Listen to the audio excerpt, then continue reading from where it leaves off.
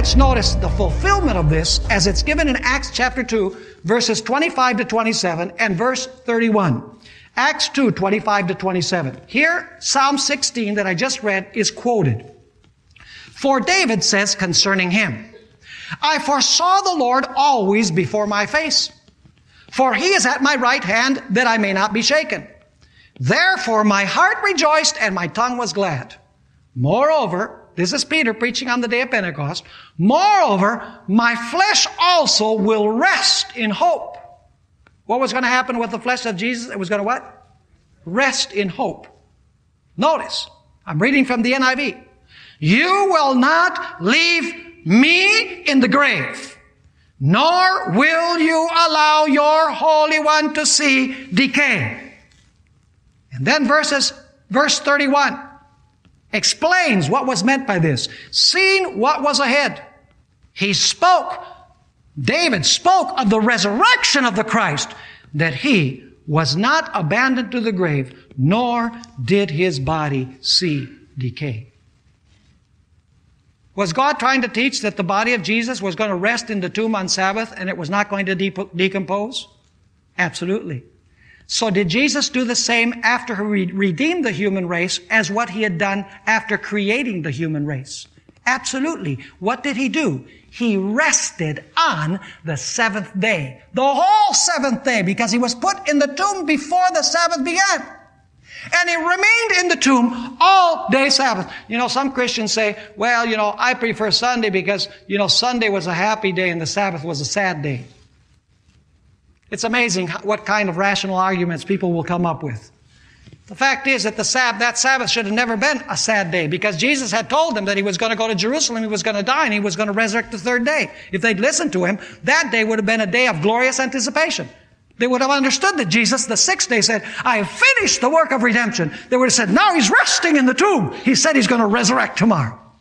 That would have been a day of joyous anticipation. And by the way, Sunday was no happy day, because the night of Sunday, the disciples didn't even believe that Jesus had resurrected. So how could they be happy? So we need to be careful with rational arguments that people provide.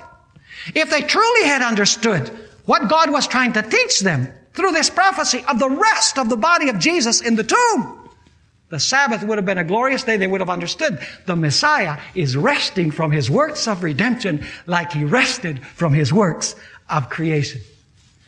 Some Christians say, well, Jesus resurrected on Sunday because he wanted the church to know that Sunday was a special holy day. But now we see that the focus is not Sunday. The focus is what? The Sabbath. Listen, in order for Jesus to rest in the tomb all day Sabbath, he would have had to resurrect on Sunday. But the important thing is not his resurrection on Sunday. The important thing is his rest in the tomb on Sabbath. But Christians say, no, it's Sunday that's important. No, it's his rest in the tomb. And therefore, because he had to rest in the tomb all day, he had to resurrect when? He had to resurrect on the first day of the week. It's amazing how during Holy Week, Christians speak about, they say Ash Wednesday and Holy Thursday and Good Friday, Resurrection Sunday, Palm Sunday. And whoever mentions the Sabbath?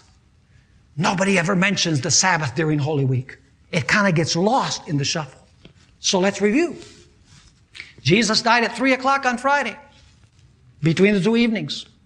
His body was taken down from the cross and prepared for burial before the Sabbath began. Shortly before sundown, his body was put in the tomb. He rested from his works of redemption.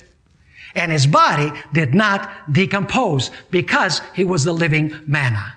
And then Jesus resurrected on the first day of the week, not to make the first day of the week holy, but because the previous day he had to rest in the tomb on Sabbath. Let me ask you, what is it that makes the Sabbath holy?